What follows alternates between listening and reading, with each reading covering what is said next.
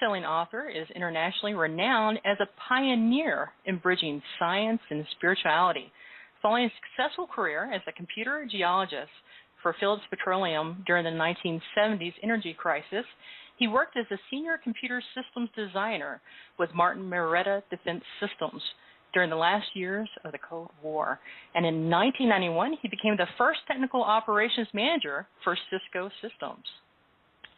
And for more than 25 years, Gregg has searched high mountain villages, remote monasteries, and forgotten texts to uncover their timeless secrets. His work is now featured on the History Channel, the Discovery Channel, the Sci-Fi Channel, ABC and NBC, and much more. To date, Gregg's discoveries have led to such paradigm-shattering books as The God Code, The Divine Matrix, and Fractal Time, which debuted in 2009 as number 5 on the New York Times bestseller list, just 2 weeks after its release.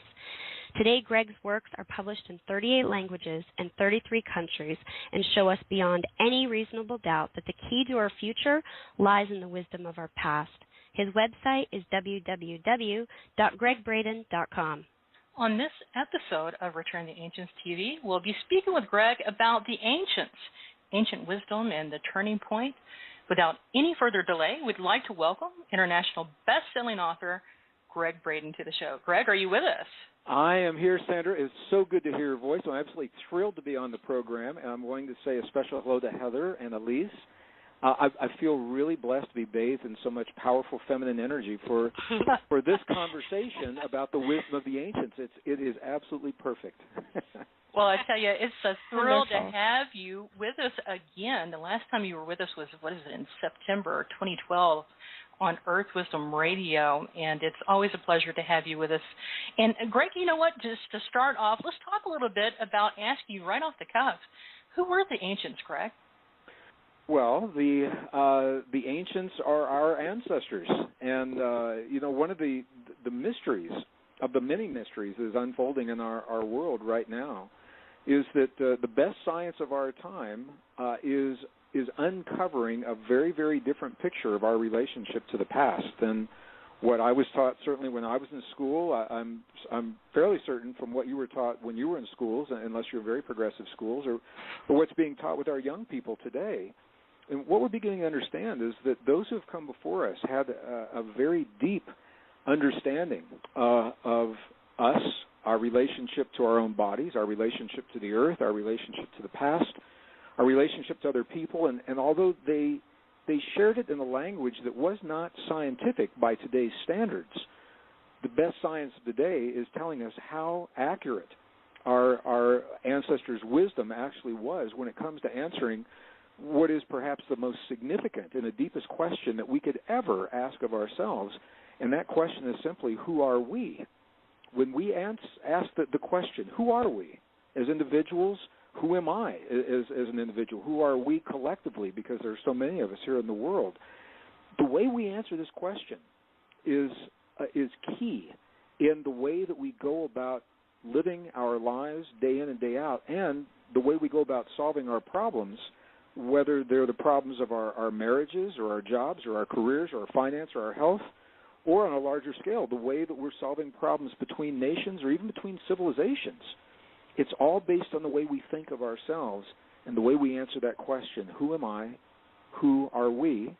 And for 150 years, science has given us a picture of ourselves that we can call that as the picture of separation. We have been steeped in the beliefs that we are essentially powerless over our own bodies, that we are separate from our bodies, separate from the world, separate from the past, and that our world is actually based upon what Darwin called survival of the strongest, this idea of survival of the strongest in a world of struggle. And the problem with that is that the best science of our time now is telling us that thinking is about 180 degrees off, that we are actually deeply connected to our own bodies through thoughts, feelings, emotions, and beliefs that change the chemistry within our bodies. We're deeply enmeshed with the earth, and that nature is actually based upon this model of cooperation and what is called mutual aid. And these new discoveries change everything about the way we've been led to think of ourselves and our relationship to the world, and they change the lens through which we view ourselves and our relationships to one another as we solve the problems of our lives. So that's a long answer to a short question, and I want to lay that foundation so we can tie into it for the rest of our program.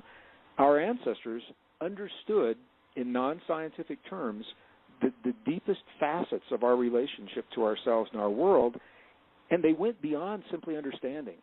They learned to apply those relationships in their lives in ways in their time that I think that we can benefit from in our time. Indeed. Well said, Gregg. Elise. Wow. On top of that, I'd like to ask, now, the way the ancients learned, do you think this is it was encoded into their DNA? Because when I read your book about, present humans and some of the past humans, they didn't know how to have war in the past. And now we have war. And I'm curious as to what your thoughts are on that. Well, this is one of those places where the archaeology and the best science of today is bearing out the biology and the best science of today. So the biology is telling us in no uncertain terms that this isn't my theory, it's not my hypothesis, it's not wishful thinking. It is a peer-reviewed scientific fact and is well known in scientific circles, simply not shared in the mainstream, that nature is based upon this model of cooperation and mutual aid, not survival of the strongest, as Darwin stated 150 years ago. Now, this is important because, and people ask me this all the time, they say, okay, Gregg, maybe Darwin didn't get it quite right. He released his book, The Origin of the Species, in 1859.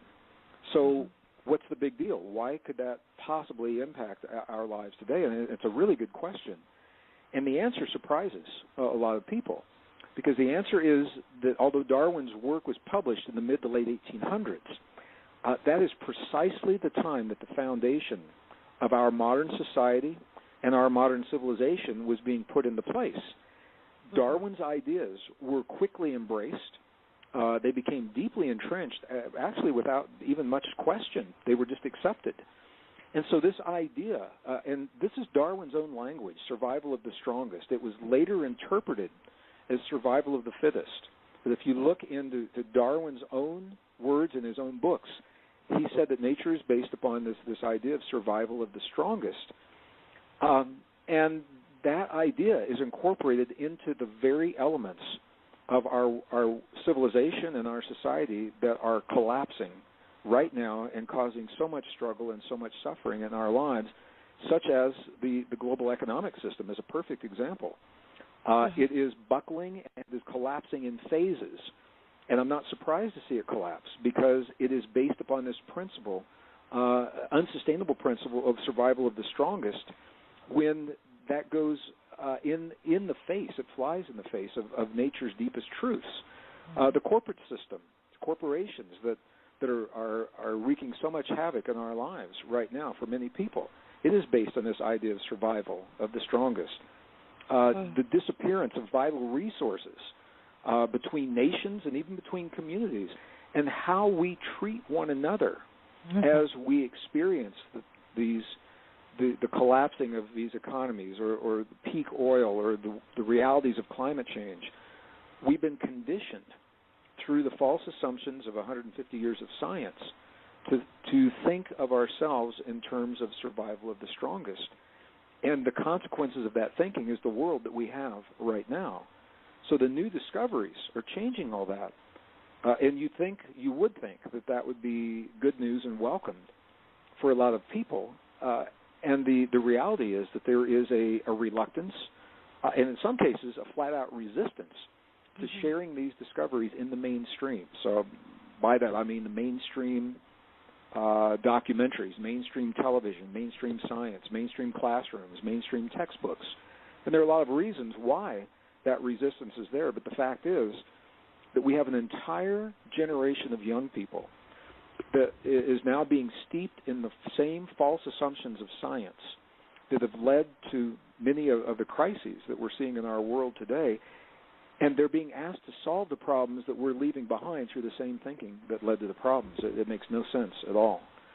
So this is one of these places, and the archaeology is showing us that prior to 5,000 years ago, weapons didn't exist in the way that we know them today.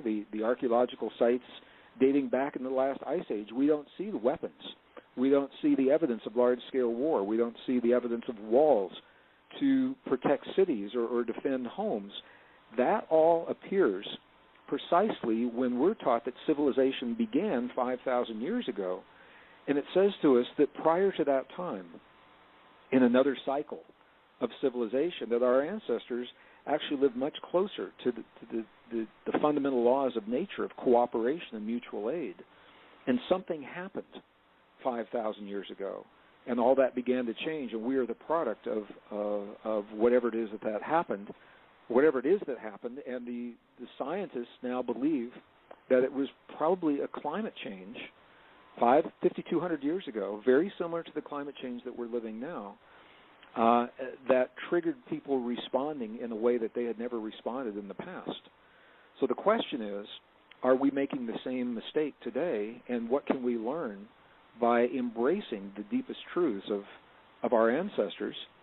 The archaeology tells us how they live. The biology tells us about nature itself. And when you marry those together, we're being given a very, very different picture than what we've been led to believe in the past. We all said thoughtfully.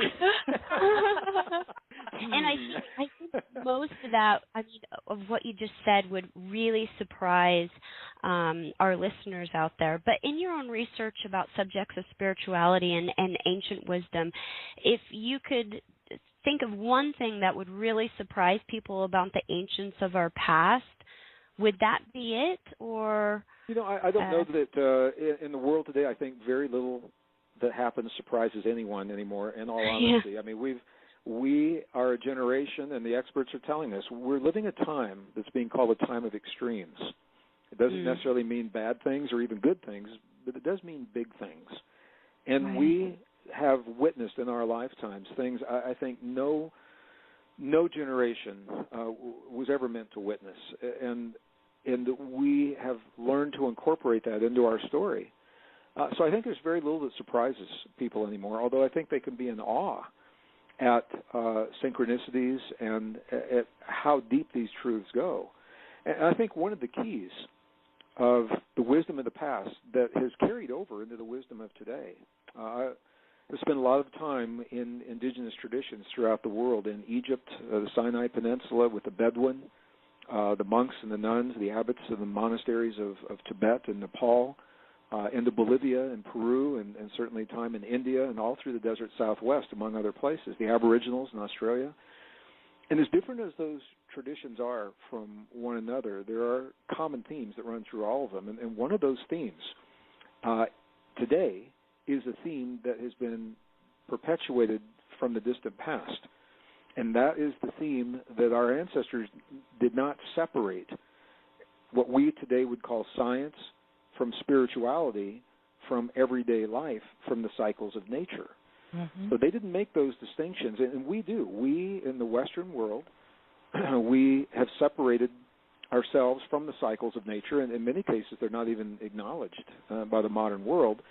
And that's one of the reasons climate change has caught so many people off guard in the Western world, is because there is a belief that because it's changing, something is wrong, when in fact we live a history of very dynamic shifts, and the climate's always changing. It simply didn't change much in the 20th century, and because it's very different now from what it was, and it's moving into a time that's very different, there's no room in our culture to allow for that, where there is in other cultures. And we separate art, for example, from science. And the reality is that when we look and experience something that moves us, either in beauty or maybe some art can create sadness or maybe even frighten us. But the key is when we have an experience, visual, audio, any kind of a perceptual experience, it changes the way we feel, and that changes the chemistry in our bodies. Our heart regulates the brain chemistry. When our hearts change the way that they feel, it changes the chemistry our brain releases into our bodies, and there is a science underlying that. You can immerse yourself in very specific kinds of experiences to release very specific kinds of brain chemistry, but we don't know that. So we've separated art from science, and we say, oh, that's just a picture. You know, it has no impact upon our lives, and our ancestors would say something very different. So our ancestors allowed for us to be a part. And okay, let me rephrase it. Our ancestors allowed us to be part of the world around us rather than separate from the world around us. And we've been conditioned to believe that there is that separation. So that was a long answer to that very short question. No, I agree. I think that there's a direct exchange that happens between art and science, both influencing each other and then also affecting and inspiring and creating each other. And I think that's so important. That piece of it for both, for both those that are interested in art and science. It's been happening for centuries. It's hard to, see the separation that happens because I see all the connections that there are. It's true, and think how different our lives would be today if we did not make that separation. If we built our homes and our cities to accommodate people rather than companies and corporations, with the aesthetics that we know create a healthy environment for people, and a lot of that is what we know intuitively, being close to nature and being surrounded by beauty rather than being surrounded by steel and glass structures that are very sterile.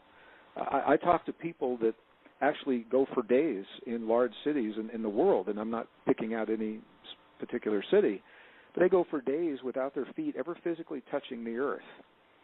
Or seeing direct sunlight.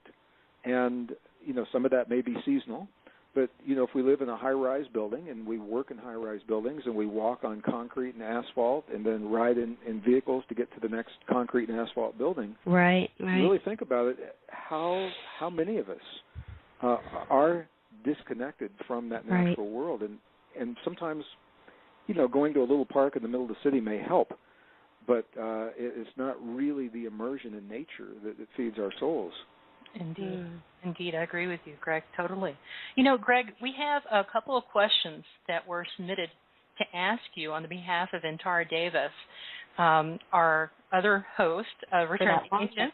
Exactly. And I know that, Heather, we wanted to go ahead and give you first opportunity to go, and then I'll take the second question, and then Elise, go ahead. Go ahead, Heather.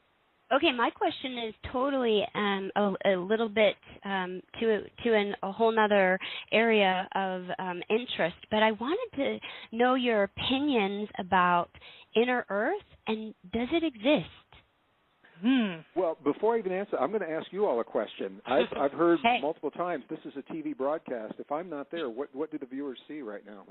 Well, they're going to be seeing a slideshow of images as we're talking, Gregg. Okay. Oh, that absolutely beautiful. I appreciate that. And so the question about inner Earth, I'm just going to clarify. When you say inner Earth, what does that mean to you? So I know that I'm speaking to what you're intending. I think she was going towards Argartha, wasn't she, Heather? Yeah. I think it's the mythical. Well, they say the mythical place of the inner Earth. Yeah, I mean, you hear different versions of inner Earth, and it's even in what does that mean? What does that mean to you? I think everyone has sort of their own interpretation, but we kind of envision, the center of, this Earth, and does it really exist, and what does that mean? So. Well, I can, as a geologist, what I can tell you is that our ideas of the inside of the world we live on are constantly changing. And they have changed so much from when I was in school, when I studied geology back in the early 1970s, late 60s and early 70s, and where we are right now. It is constantly evolving. And I think what we're learning is that inside of the world under our feet, there's a very dynamic system.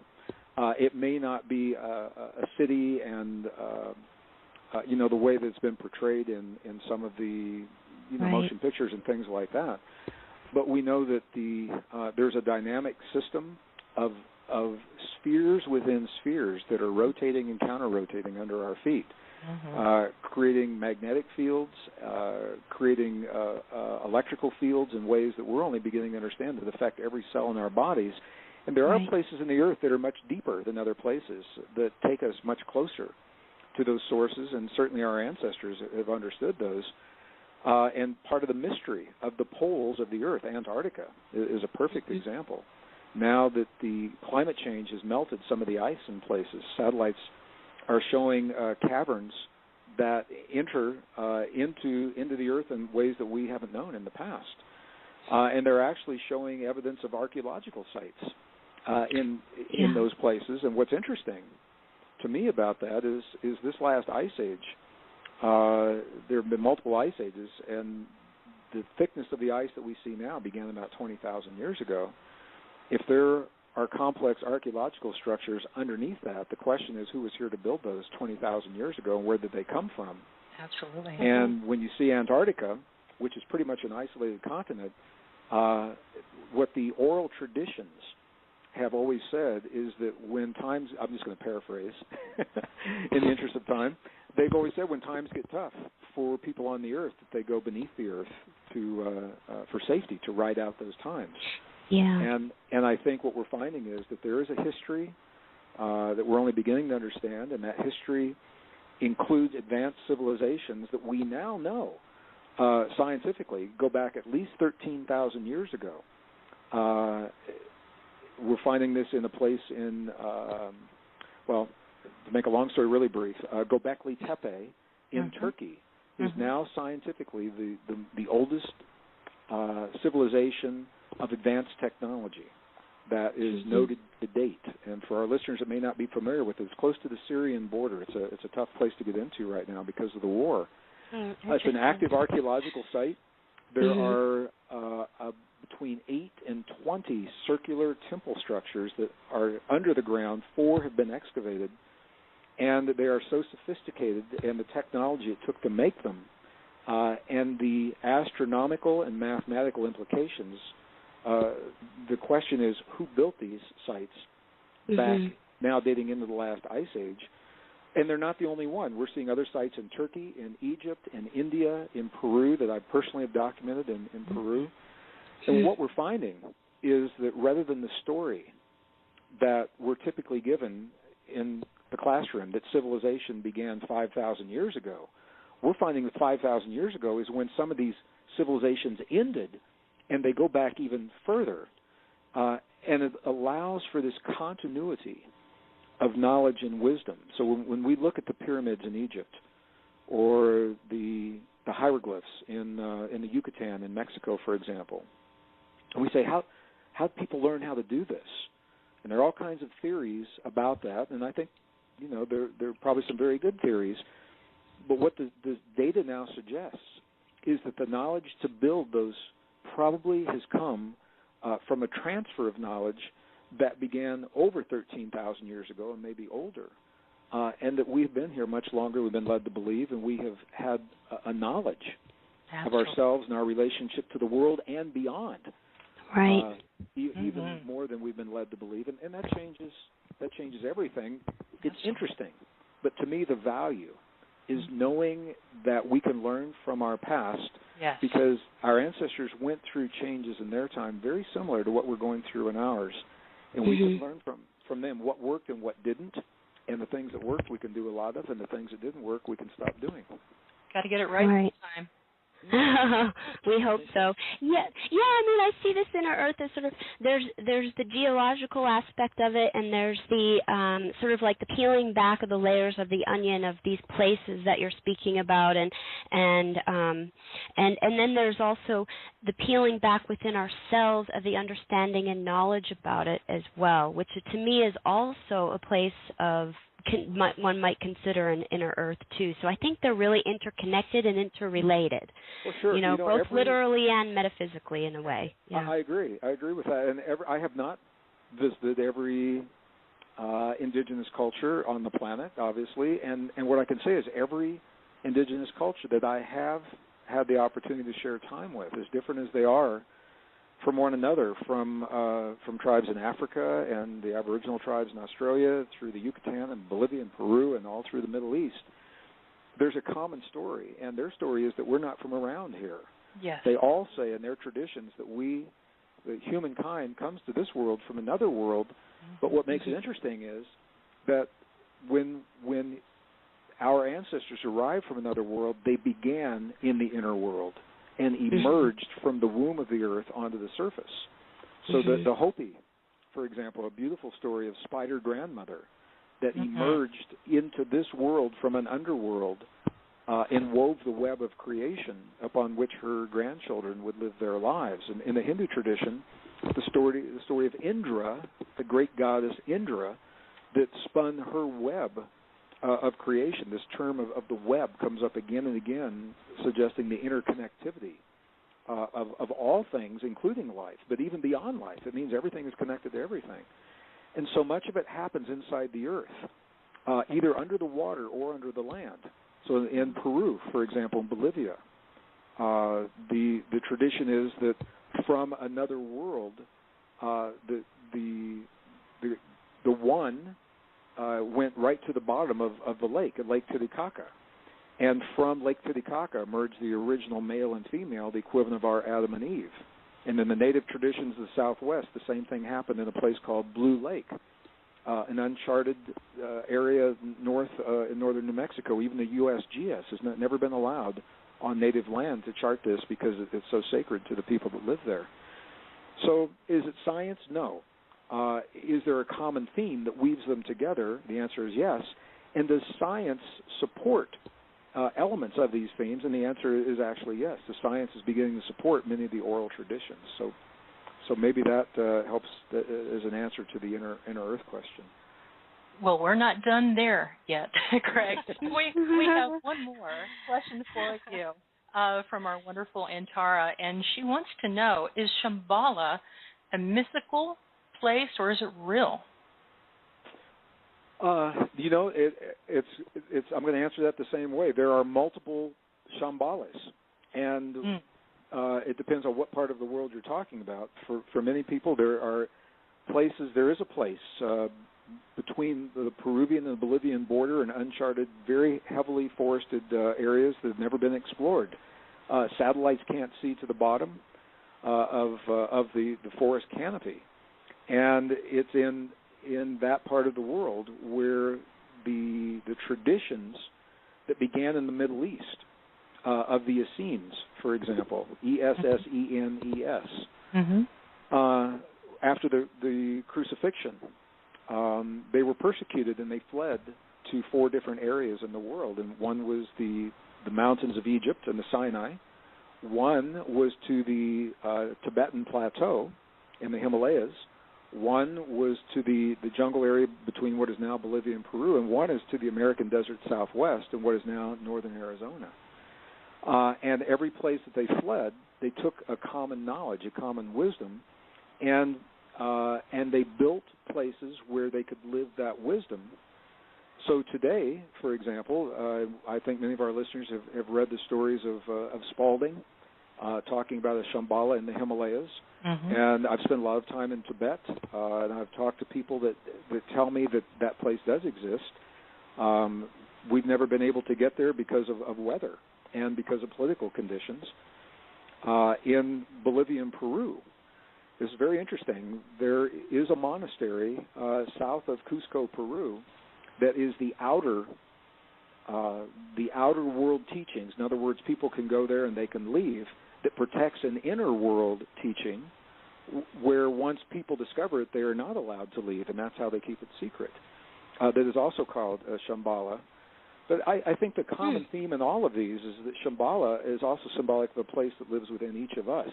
And I think we are all finding that within us all possibilities exist. We have the answers to every question we could ever ask. And so maybe the preservation of the outer world Shambhala is now the catalyst for us to find that place within ourselves and bring it forward in what the experts are calling our time of extremes. Indeed. Indeed. Elise? The more I hear Gregg speak, I really believe we really need to rewrite history. It's... Well, I think we are. Yeah. we really need to integrate this into our educational system and just make it a part of the classroom curriculum. We really do. Well, I agree, and what's interesting is every generation, the new discoveries, typically, they show up in one generation, and it's common for it to take a full generation for those new discoveries to become common knowledge, for them to trickle down into the common vernacular, into the textbooks and the classrooms. And one of the things that makes our time so different is that this is not like any other time. We are living a rare convergence of a number of different extremes. The collapse of a global economy, the climate change, the end of cheap oil and inexpensive energy. All of those are coming together in a way that we have never seen with 7 billion people on the face of the earth. And that means that we may not want to take another generation before we embrace this wisdom that gives us the ability to meet these challenges that our ancestors never had. So everything that I'm sharing in the books, it is based on peer-reviewed scientific fact. It's not my opinion. So we got off of the scientific facts when we talk a little bit about Shambhala and things like that. You asked for my opinion. And I want to be very clear where my opinion ends and where the science begins. Right. So the science of the past that has led us to embrace this story of separation has been overturned by peer-reviewed science that now tells us we live in a deeply interconnected, interdependent world of cooperation. And it shows up in all of the sciences. It shows up in the origin of life. We know isn't random. Human life isn't random. We are not separate from our bodies. We're not separate from the world around us, and we're not living a world based in struggle and competition. And when we really embrace these discoveries, it changes everything about the way we think of ourselves. And until we do that, we also have to be honest and say we are now steeping our young people in the same false science that we were steeped in, that has led to the extremes of our world, and we're asking them to solve the problems that we're leaving through the thinking that led to the problems. It doesn't make any sense to do that. I agree. At all. And it leads to an even bigger problem. And as a scientist, it's a problem that I have to ask myself every day, and I ask audiences all over the world. And it simply is this: how can we possibly deal with the issues if we're not honest with ourselves about the issues? Indeed. And with that, I think we're probably close to a break here, aren't we? Yes, absolutely. I was sure going to are. interject, Greg. I'm going to go ahead and give you a 5-minute break. And, folks, this is the time right now to get a piece of paper and write this number down. You're going to have an opportunity to call in and ask Gregg directly your questions coming back after this break. This is the phone number, area code 347-857-1104. That's area code 347-857-1104. We're going to take a quick 5-minute break, and the music that we're going to play is by John Trudell and Haley Hutt. It's called These Memories. You're listening to Earth Wisdom TV, and actually Earth Wisdom Radio and Return the Ancients TV. We'll be right back after. Gregg Braden, we're going to be speaking with him about his latest book, Deep Truth, and we're going to be talking about the turning point and so much more. We're also going to be getting into some scientific information with Gregg. But before we begin, we would love to take a couple of your calls so that you guys can speak with Gregg live. And Gregg, with your permission, I'd like to go ahead and start taking a couple of calls in. Absolutely. Okay. If you can help me with, in case I can't hear the names very well, sometimes when another call comes in, but let's try it. Okay, wonderful. Caller from area code 770, you're on live with Gregg Braden. Please state your name and where you're calling in from.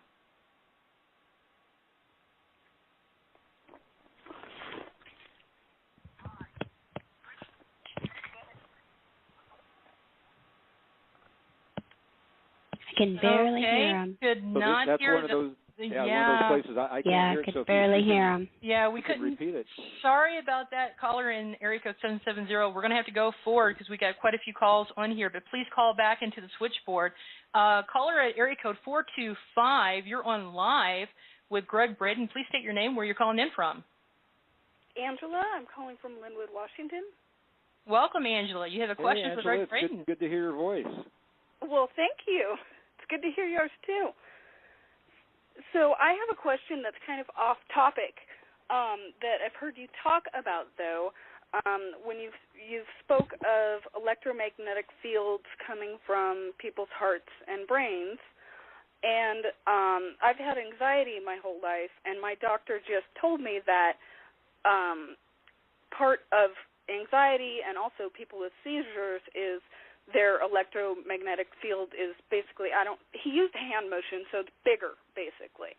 And so it needs to be tempered down to get rid of the anxiety or the seizures or anything. And I just wanted to know what you make of that, and if you had tricks to change that. Well, if I'm understanding what you're saying, that not so much about tricks, and I think what your doctor is saying, and I'm not going to second guess your doctor's opinion. He's looking at one place in a continuum, and I tend to look even deeper than that place. Whatever's happening in your heart is directly the result of your perceptions of the world. The key is sometimes there are conscious perceptions, and often they are unconscious perceptions. So the anxiety comes from either a conscious or a subconscious sense of what your world and your surroundings are like. And if it's coming about in terms of anxiety, more often than not, that is from a sense that the world, for whatever reason, it's not safe. And there are all kinds of variations of what that might be like. But regardless of what those perceptions are all about, I have spoken through the Institute of Heart Math and my affiliation with them of their studies of the electromagnetic fields of the human heart and the language between the heart and the brain that allows us to self-regulate our emotions. And it's not off topic. I think it's the crux of what we're doing here, because we are experiencing so much change in our world, in our lives. We are each being asked to self-regulate in one way or another. So one of the techniques for doing that is called heart-brain coherence. The conversation between the heart and the brain regulates those fields and also the chemistry in the body. So as we create greater coherence between our heart and our brain, we tend to even out those rough edges. We optimize our brain chemistry, and the way it's beyond the scope of what I can do on this program right now. I'm going to refer you to heartmath.org, www.heartmath.org, for specific techniques that you can read right there online. But what I'll say in general is that those techniques are generally, well, all of them are related to what we would call the language of positive emotions. So when we can replace those feelings of anxiety with positive emotions of care, appreciation, gratitude, compassion, many of these are held in our most cherished and ancient and sacred traditions as well. What we're doing is we're actually regulating the conversation between our heart and our brain, and the anxiety is an outpicturing of that. So I feel like we can't really do justice to the actual techniques in the time that we're given here in this program. And caller, too, what we're going to do is go ahead and post a link to heartmath.org on our website at returntoancients.tv, to where you can download a free PDF that HeartMath just put out about the science of the heart, and I think that it would be very beneficial for you. Yeah, thanks for your call, Angela. Yeah. I appreciate it. Yeah, it's amazing to get through. I'm hoping to see you in Seattle. I don't have the funds available, but I'm pretending I'm going to be there. So. Well, I think I'm there in 2 weeks with Dr. Joe Dispenza, and we will be addressing precisely the topic that you're talking about right now. So if you are there, come and say hello to me, okay? Okay. Thank you, caller. I'm going to try my hardest. Thank you. All right. Thank you. Bye. All right, we're going to speak to caller area code 415. You're on live with Gregg Braden. Please state your name, where you're calling in from. Hi, this is Jasmine calling from Pacifica, California. Welcome, Jasmine. You have a question for Gregg Braden? Yes, I do. Hi, Gregg. Hey, Jasmine. I thought that might be a Jasmine that I might know. Yeah. Thank you so much for doing this. It's good to hear your voice on the radio. What can I help you with on the radio today? Yes, great to hear your voice also, and thank you for doing the show. My question is, now that we're in these extreme times and there are a lot of things happening on the planet and a lot of talk about pollution and radiation and such, either your opinion or what the science says or both about the best way to eat and keep our bodies clean while this is all happening would be appreciated. Well, it's a really good question, and especially I know for our listeners on the West Coast of the United States of America. I know people are listening all over the world, but on the West Coast of America because of Fukushima and what's happening in the water, what's happening in the air. So rather than talk about a specific, I'm going to say in general, a part of the extremes is that our bodies are being stressed in an extreme way, and the better that we can care for ourselves and strengthen our bodies by honoring the principles of health rather than trying, and there's a very powerful difference between supporting the body's health and defending the body against toxins. It's a crucial difference.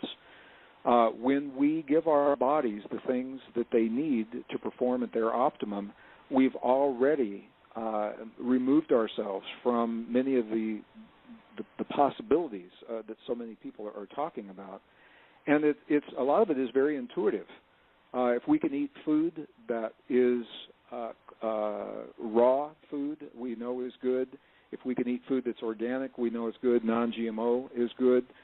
But eat the food that supports your body, and every one of us has to find a way to do that within our own belief system and our own lifestyle. For some people, it's about eating no meat. For other people, it's about eating meat, but eating meat that is raised in an organic environment where it doesn't have a lot of hormones and pesticides. So we each have to find what works for us, and that's the key. But to the degree that we can honor our body with non-processed foods so that we have optimum nutrition and to actually supplement that with supplements, which I think I'm sure you've had guests on before that have talked about this. So many of our foods are so depleted, the soil is so depleted, the water is so depleted that we don't have the nutrients that our ancestors had even a generation ago. That has been scientifically proven. It's in the peer-reviewed research. So we have to find a way to give ourselves what our bodies need in the presence of even greater levels of toxins than we've experienced in the past. And a lot of that are just about conscious lifestyle choices. But, Jasmine, you and I know have talked about this, and I want to say to our listeners, I've had the opportunity to be in places in the world where many of the diseases that are epidemic now in the Western world simply don't exist. The cancers don't exist. The prostate cancer, the breast cancer, the brain cancers don't exist. The diabetes doesn't exist. And so while we're being told that many of these conditions are linked to age, that doesn't hold up when we see these other cultures. And it tells me it's not about the age, it's about the environment. And it's about choices that we're making of what we expose ourselves to consciously and what we place into our bodies consciously. So I think it's a really good question, and I hope that helps a little bit. Yeah, it really does, and it reminds me of what Bruce Lipton says about the environment of the cell that influences how what happens within the cell. I think that's probably the same thing that you're saying. The environment is affecting us as individual cells in this body of humanity. Absolutely, that's where the science bears out. What I think we all know intuitively. Sometimes we don't always act on it, but we know intuitively that the environment makes all the difference in the world. What Jasmine's referring to is cell biologist Bruce Lipton, when he was doing his research, he would take the same cells and put them in different environments, and they would respond completely differently. Mm-hmm. So it's not about the DNA of the cell; it's about the environment. And the environment sometimes can be the world around us. Sometimes it can be thoughts, feelings, emotions, and beliefs. Those are all part of our environment. Mm-hmm. So I know that's not news for some people. For some, if you've never heard of that before, I recommend The Biology of Belief, Dr. Bruce Lipton. Fantastic, fantastic. And, Greg, what we're going to do is we're going to take one more call. And let's see here. We have a caller here from area code 770. Please state your name and where you're calling in from. Hey, my name is Brian, and I'm calling from Georgia. Welcome, Brian. You hey, have a Brian, question? it's good to hear your voice. Welcome, Brian. Yeah, good to hear you too. I was calling because I've been reading, and Gregg Braden, I've been reading your book, and I've been watching a lot of your videos. Actually, it was actually you that actually kind of woke me up in a sense, and I've been reading your book about connecting with the field, this field that connects all of us all together. And you was talking about the scenes, the ancient scenes, and so I said, what is this? I wanted to look up about the ancient scenes, and I found a secret, a law that we us as human beings forgotten, that about connecting with these electromagnetic forces that connect all of us together. I call it, engineers want to call it electromagnetic forces. By applying these things in your life, you connect intuitively with the earth, and you can change your mind by tapping into your subconscious mind, letting your subconscious mind become your conscious mind, and you can change your body. By changing your body, then it eventually changes your world. And I don't really necessarily. I'm sorry. I don't really have a question necessarily. That's okay, Brian. That's okay. Hello. That's okay. Well, let's go ahead and let's get Gregg in here so that he can answer you real quick, because our time is really, really short with Gregg today, Brian. Gregg, what are your thoughts on what Brian was saying? Well, I think what Brian is, and Brian, my brother, I appreciate your courage to place a phone call into a live radio station with millions of people listening all at the same time. It's a very different way for a lot of people to think about our relationship to the world, and it means different things to different people. The things that we're talking about here. The best science of our time is now telling us beyond any reasonable doubt that we are connected to ourselves, to one another, and to the earth in ways very, very different from what we've been led to believe. So the science, there's no dispute that the connection exists. That is scientific fact. Where the controversy comes in is how deep is the connection, how much of an ability do we have to influence our bodies and our world through the connection. That's where the real controversy is. And the fact that we are so deeply connected in this way. 1944, Max Planck, the Nobel Prize-winning physicist, called this connection the matrix. That's what he actually called it, and that's what the movie was based upon. Unseen forces that are a little scary to some people, but they don't need to be. It's very natural, that affect our everyday lives and our everyday world. So now that our own science is showing us the way we think, the way we feel, the way we emote, the way we perceive our world changes the feelings in our heart. That sends a signal to our brain. It changes the chemistry that's released into our bodies. That is scientific fact.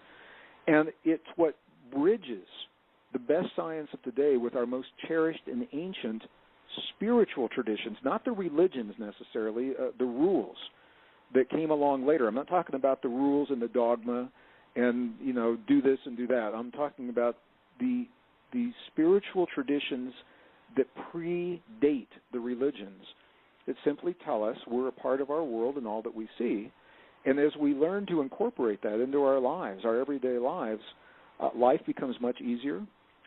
We find that we have the ability to heal our bodies in ways that we've never known in the past. And, what used to be miracles now are explained from a scientific perspective. It's only a miracle until we understand it. Then it becomes a technology.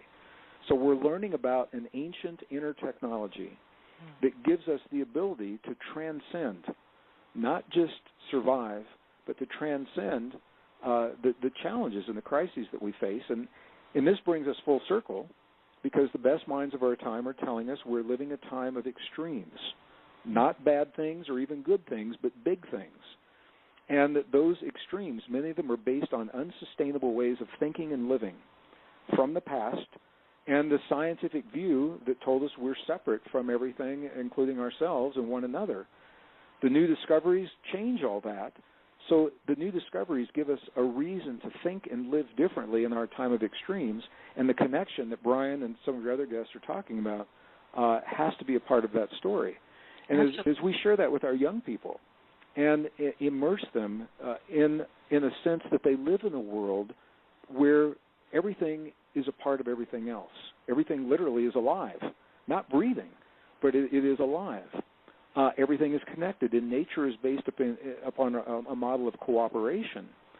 You'd be amazed at the difference that makes to someone in second grade who is just beginning to understand their relationship to the world, and it's much more nurturing to sense that we live in a world that likes us rather than a world that doesn't like us. And while we've all seen examples of struggle and violent competition, and I'm not denying those exist, what our science is now showing us is that the more we see of that tells us how far we've strayed from the truest essence and the deepest elements of the natural world. And I think it'll take a generation to shift that thinking and move us back, and I think this is the generation where it begins in response to our time of extremes. Indeed. And Gregg, we're going to talk about the youth with you in just a few moments. I know that your time with us is kind of short, and I'm hoping that you can give us a little bit of maybe a 10-minute extension because there's so many questions that we want to ask you, and we still have a ton of callers, as we did last time that you were on the show. But we want to talk about the things now for the future, and we definitely want to go into deep truth. But my question is this: what is the turning point, Gregg? Well, I'm going to answer your first question. I actually have another interview right at the top of the hour. This is a day of back-to-back interviews from early this morning. So at the top of the hour, which is coming very quickly, I'm going to have to drop off. So I'd like to bring this all together and in a way that's very real and applicable in our lives. And the turning point is a big part of that. The science of the past immersed us and our young people in a story of separation. And in that story, every choice that we've ever made, whether it was in romance or the healing of our bodies or the job or the economy or the way we live our lives, we've been conditioned to ask this question, and the question is simply this: what can I get from the world that exists?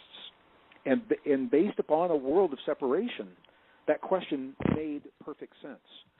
The world changed, and the science is now telling us that we live in a world of connection, of cooperation and unity. That means the question must change.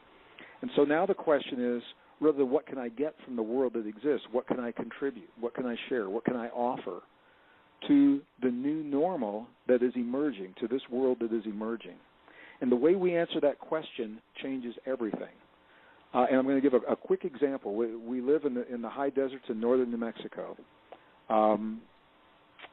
Very arid, very cold in the winter, very hot in the summer. And a friend of mine was a home builder of ecologically friendly homes. He'd done it for 30 years. He had a whole crew of people that worked under him. And in the year 2008, he agreed to build an entire subdivision based upon these principles of ecologically sustainable homes. Well, 2008 was the year the economy collapsed. It was the year the housing market tanked. And my friend suddenly found himself out of a job. He couldn't provide for his family or for the people dependent upon him.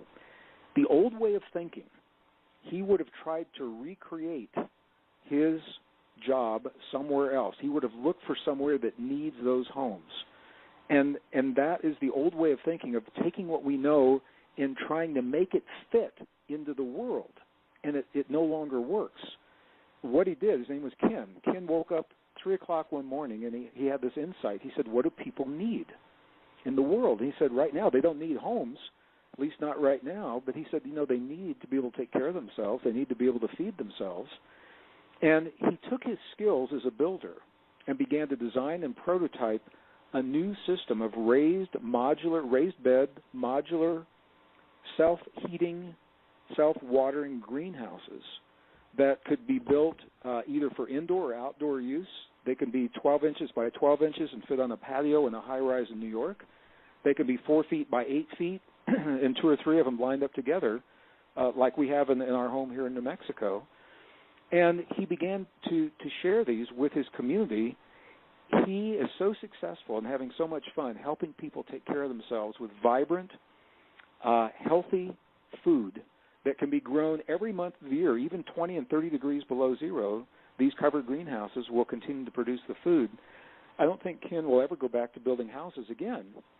And all he did was he acknowledged the fact that the world changed and a new normal is emerging.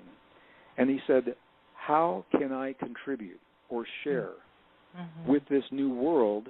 And what he did was he took the skills that he had, but he applied them in the real world that exists now, the new normal, rather than trying to replicate what he had always done in the past because he had the skills or a degree or a certificate or something like that. And Ken is thriving right now in one of the worst economic downturns in 80 years. And he's not the only one. Other people have done the same thing. And I'm going to invite our listeners in closing, if you haven't done this for yourself, to do this and change the question. And I'm not saying that you do it every day consciously. Often it's subconscious, but you can do it consciously. You can look at yourself in the mirror and say, today, what can I share? What can I offer? What can I contribute? What can I give to the world that's emerging, to my community, to my neighbors, to my family, to my friends? And people often find that the answer is based not on what they're qualified to do through a degree or certificate, but on things that have been hobbies in the past that they're very passionate about, that they often know better than the jobs they used to do. So this is an opportunity to share the things that we're passionate about, because the world needs new ways of thinking and living in our communities, and community decentralization is the key. So offering community-based solutions. It doesn't have to be a big thing like growing food. It can be something as simple as helping your neighbor learn new ways to teach their children things that they're not learning in public schools. That's happening a lot right now. And skills that are necessary that aren't learned in public schools. What can I share? What can I offer? What can I contribute? Or what can I give to the world that's emerging? The way you answer that question changes everything. And with that, I think I'm going to have to close here for today. All right, my friend. That's a wonderful way to close. Thank you so much. Indeed. Thank you so you. much, Gregg. Thank you all so much, Sandra, for being such a gracious host. I want to thank Heather and Elise. You've been gracious hosts as well, and thank you for your patience with my long answers to your short questions, but I think it helped. It was wonderful. It was fantastic. All right, I love you all. Take good care. Thank you so much, Greg. Greg. Thank you so much. Bye-bye. Bye-bye. Bye-bye. Listeners, that was Gregg Braden. Oh, fantastic, fantastic, fantastic. Wow, that was powerful. I like to think do another show. I'm telling you, we're going to have to do a part 2 to this. So, ladies, mark your calendars. It's going to come in the future. I want to thank Heather and Elise. Thank you for co-hosting with me. It's been a pleasure and an honor to reunite and share this moment in time with each of you for this special show. Join us on upcoming episodes of Return to the Ancients TV. Many more amazing interviews with wisdom keepers from around the world and beyond are on their way.